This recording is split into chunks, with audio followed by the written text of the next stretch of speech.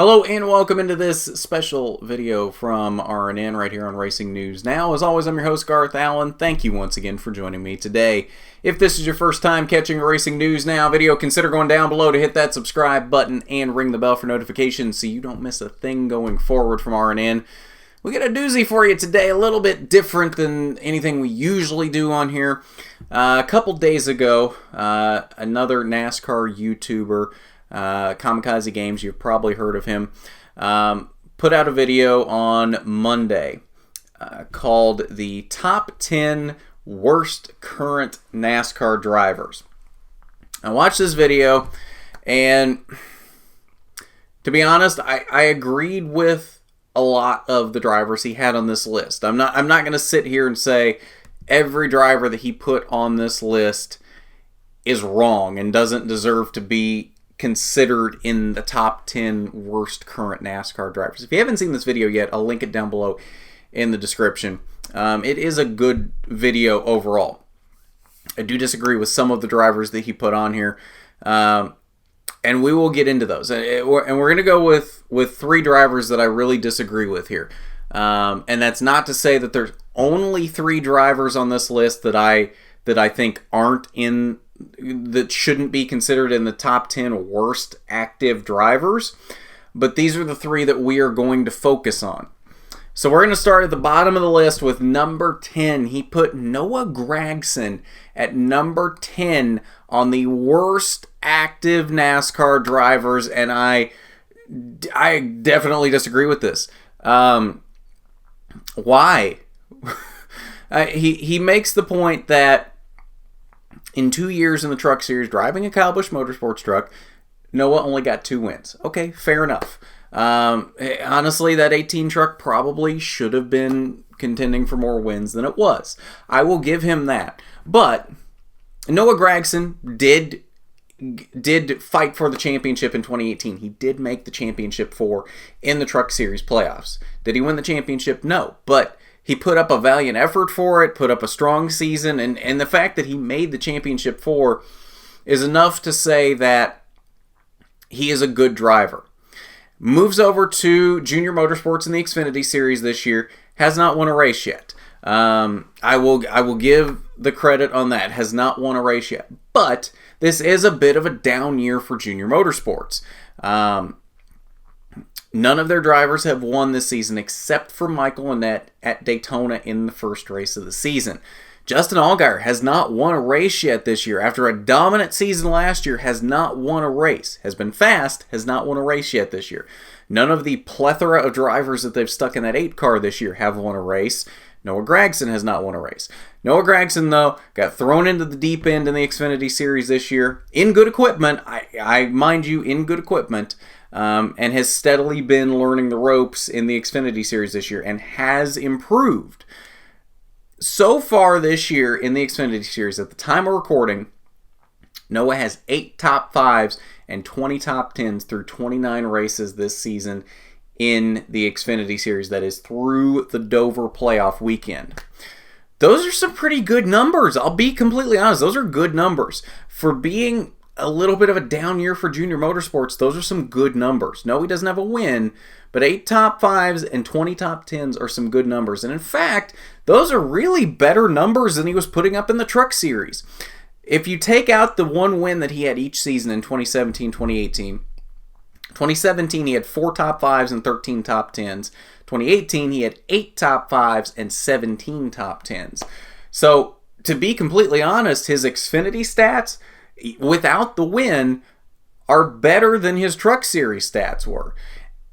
And I think Noah actually has some talent. Once Junior Motorsports figures out what they need to do to improve to get back to winning races, I think Noah Gragson is going to be part of that equation. I think we're going to start seeing Noah Gragson win some races. We may not see him win a race before the end of this season, but I think we'll definitely see him win at least a race in 2020. And at this point, it looks like he is the heir apparent to the 48 car when Jimmy Johnson retires. Do I think he deserves the 48 car? I think he's the best option that Hendrick Motorsports has available at this point. Because Justin Allgaier, I think at this point, is the perennial Junior Motorsports Xfinity Series guy. Do I think he deserves that 48 car? Yes. Do I think he's going to get the 48 car? No, probably not. Not at this point. I don't think that's going to happen. So Noah Gragson's probably going to end up in the 48 car. And to be completely honest, I'm okay with that because I think Noah Gragson truly does have the talent, and Noah Gragson's got a bright future in front of him. I really don't understand the thought process of saying that Noah Gragson is the 10th worst active driver in NASCAR unless you're looking at it from a biased point of view, unless you just don't like Noah, which there's some people out there that don't like Noah Gragson. That's part of the sport. Even Chase Elliott has people that don't like him. Even Hailie Deegan has people that don't like her. Even the most popular drivers in the sport have people that don't like them. But if you're making a list like this, I don't think you can really, or you shouldn't at least, let bias get in the way of that and be like, oh, this is a driver I don't like, so they're automatically in the top 10 worst current drivers. I don't think that's a good way to go about this, but at the same time, it's Kamikaze's list. He can do what he wants with it. Now, the 8th driver on this list, this is the one that I don't quite get. He put Anthony Maracavich at number 8 on this list. And I'm going to use Kamikaze's line here. Some of you might be asking, who? That's because Anthony Maracavich has made 4 starts across Xfinity and trucks, and he's only made 6 starts in ARCA even. He's not made a lot of starts at any level of NASCAR at this point. He's made 1 Xfinity start in 2018. He's made 3 truck starts this year. He made 3 ARCA starts in 2017 and 3 ARCA starts in 2018. That's his only starts at any level of NASCAR that has any relevance. And with that few of starts, you're gonna say that he's the 8th worst driver in NASCAR? Where does the thinking even come from for that? Like, we haven't seen anything out of him. He's been in subpar equipment. Now, I'm not saying if you put Anthony Maracavich in a top-tier ride, he's going to go out and win races. But that's the thing. We don't know. We haven't seen anything out of him. We don't know that he's not a good driver. We don't know. Do I think Anthony Maracavich is the next Richard Petty? No. But do we know that he's not? No, because we haven't seen anything out of him. And Kamikaze's biggest reason, or his biggest point that he made when talking about Anthony Maracavich, was that in what was supposed to be his Xfinity debut, I believe it was at Bristol last year, they took him out of the car. They made a driver change. Okay. How does that mean he's the 8th worst driver in NASCAR? These smaller teams, underfunded teams, make driver changes all the time. Does it happen every weekend? No, but it's not like it's uncommon. And just because they took him out of the car doesn't mean that they thought he was a terrible driver. There could have been a number of reasons they took him out of the car. I just don't get saying that he's that bad on one thing like that. Anthony Maracavich could come out in 2020 with a ride with Joe Gibbs Racing. I don't know if this will happen, but it could, and come out and win 8 races in the Xfinity Series. I don't know. That's the thing. We haven't seen enough from him to know if he is anything or not. And I don't understand the thinking of, with that small a data, you can say, oh, he's the 8th worst driver in NASCAR right now. Maybe he is, but we don't know. There's no way to tell that. And I hate how you're gonna say a guy that you've barely seen on track is the 8th worst driver. That just doesn't make any sense to me at all. There's definitely some drivers you could have stuck in this top 10 that we've got a lot more data from, that we've seen a lot more, that you could probably say are in the top 10 worst before you could say somebody that's made 4 starts between Xfinity and trucks. I don't understand that. And then the other one I want to talk about, and this is the one that really spurred me to make this video in the first place. I was watching this top 10 video from Kamikaze, and this one kind of got under my skin, to be honest. Both as high as this driver is on the list, and the reasoning that Kamikaze made for putting this driver where he did. Kamikaze put Natalie Decker at number 3 on this list of the top 10 current worst NASCAR drivers. Now, I'm going to start this off by saying, yes, Natalie has had a very bad season in trucks this year. She's had some good runs. Most of those have been taken away by wrecks or mechanical failures or things of that nature. Wrecks either of her own doing or of someone else's doing. I'm not going to say all of those wrecks were of someone else's doing, because yes, she has made some mistakes, some pretty blatant mistakes. And yes, I think she was rushed to trucks too quickly. Honestly, I think she should have spent another year in ARCA. She was just finally figuring out ARCA at the end of last season. She had a really good run going at Kansas last year in the season finale, and I think one more year in ARCA would have served her very well, and she would have really figured things out this year if she'd have just spent one more year in ARCA, and then she'd have been positioned very well, or a lot better than she currently is, to move into trucks in 2020. Now, that being said, I really do believe Natalie Decker still has talent and can be a very talented NASCAR driver. Has she made some mistakes? Yes, I'm not going to deny that. But to call her the third worst driver currently racing in NASCAR is just ludicrous. I don't understand the thought process here. And Kamikaze's 2 main points for this are what really set me off here, because I don't understand where he's coming from on this. The first point he made was that Natalie Decker is a brand and not a driver. What? You're telling me that she's the only driver at any level of NASCAR that is a brand? You're telling me that the top drivers in this sport, the top athletes in any sport, celebrities with big names, you're telling me that none of them are brands? You're telling me that Jimmy Johnson is not a brand? You're telling me that Kevin Harvick is not a brand? You're telling me Chase Elliott is not a brand? You're telling me Hailie Deegan is not a brand? And where's the argument there? If you're going to call Natalie Decker a brand and not a driver, what is Hailie Deegan?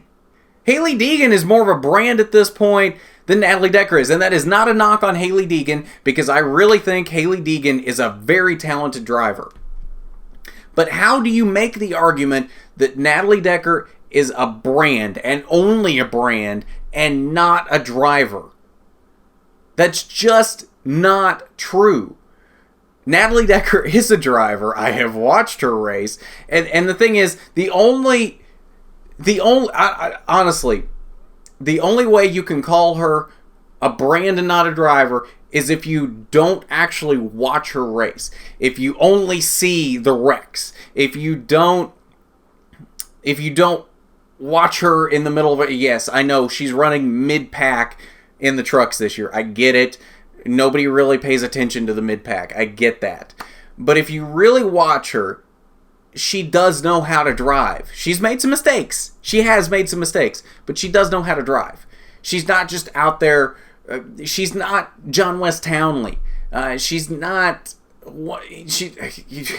Insert driver here that is only there because of sponsorship money. Brandon Jones. She does know how to drive. And she has been slowly improving. But to call her a brand and not a driver, I don't understand the thought process there. Sure, she's a brand. What's wrong with that? What is wrong with her being a brand? She kind of has to be a brand. It's 2019. You've got to be a brand on social media to make yourself relevant. Social media has taken over everything. If you're not a brand on social media, you're not taking advantage of interacting with your fans and building a fan base and building what you truly can be as a driver if you're not making a brand out of yourself. The other point that Kamikaze makes here, and this is the one that I don't understand, is he calls her an e-thought. Now, I'll be honest, call me old. I'm really not that old, but I had never heard this term before. Call me what you will. I'd never heard the term e-thought before, and I had to actually Google this to make sure it was a real term and not just something he was making up. E-thought actually is a term, and it's a term used to describe people such as Belle Delphine is a good example of that. If you don't know who Belle Delphine is, do a quick Google search. You'll find plenty. And that's the thing. Natalie Decker's not out here selling her bathwater. She's not out here with a premium Snapchat. She's not thirst trapping all these people into being fans. In fact, that is one point that Kamikaze makes, is that she's just I don't know that thirst trapping was the word that he used, but essentially he's making the insinuation that she's just kind of thirst trapping people on her social media. So, let's take a gander. Let's look at Natalie's Instagram here. And let's look down through her recent posts. And let's find out when exactly was the last time Natalie Decker posted something that would be considered kind of thirst trappy and sexy and risque or something like that. Because, I mean, let's be honest, she's an attractive girl. What attractive girl in 2019 that uses social media doesn't post a picture like that at least every once in a while? You can't really fault her for that. But let's take a field trip here to Natalie Decker's Instagram. Let's scroll a little bit here. Let's see when the last time she put something on here a little bit risque that might be considered a little thirst trappy, or maybe in Kamikaze's words, e-thought like. Okay, so pictures with their dog, okay, dinner, okay, yoga, that might be considered a little bit thirst trappy, but at the same time, I don't know that that's even really yoga. That's just a workout, and I've seen a lot more risque workout and yoga pictures out of Danica Patrick than I have out of that. Okay, picture of her in the shop with her truck, more of that. Sitting in the car with some coffee, not really thirst trappy, in a go-kart, at a golf cart, golfing, out with her dog, in a flight suit, an army flight suit. Yeah, that's real thirst trappy. Yeah. Oh man, I want to see more of that. Oh man. Okay, so yeah, okay. Yeah, I'm not seeing it really anything here. Corvette sports car pictures here, on a golf cart, in her fire suit. Okay, shorts. I don't know that I'd really call that. No. Okay, we're still going here. Still going strong. Still not really seeing anything I'd call real thirst trappy here. Man, we're actually getting pretty deep in here. Not seeing anything yet. Okay, we're down here with her signing windshields of her die cast. I'm still not seeing anything here. I think we're honestly proving Kamikaze wrong here. I don't know what to say at this point, because we're pretty deep at this point, and I have yet to see anything that would even remotely be considered thirst trappy. We've gotten pretty deep here. We're back at Daytona. We're back at February, and I have yet to see a bikini picture or anything that would be relatively considered e-thoughty. I'm not seeing it.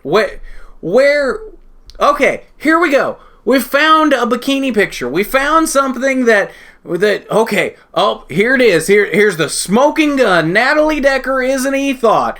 When was this posted? What is the date on this? February 12th.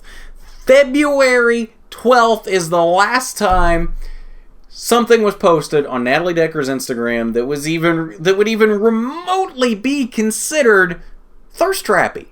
And you're going to sit here and call her an e-thought. That is...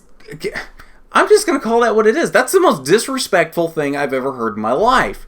Just because she is an attractive girl that has not had the best results as a driver, you're going to sit here and call her an e-thought.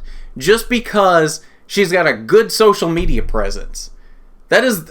I'm going to call it what it is. It's the most disrespectful thing I've ever heard in my life. And honestly, Kamikaze, you should be ashamed of yourself. That's ridiculous. I'm legitimately mad at this right now. Like, that's just stupid. Why? All you're doing is trying to hurt the poor girl, and all she's doing is legitimately out here trying to make a career for herself. Sure, she's not had the best results this year. She's not doing the best this year. But just because she's not run that great, you're going to sit here and say, oh, she's not a driver, she's just a brand, and she's just an e-thought. What? I don't know. That's all I've got to say on that. I'm getting very, very worked up over this because this is ridiculous. It's the most ridiculous thing I've ever heard in my life. And honestly, Kamikaze, you should be ashamed of yourself. Like, you really should be. Call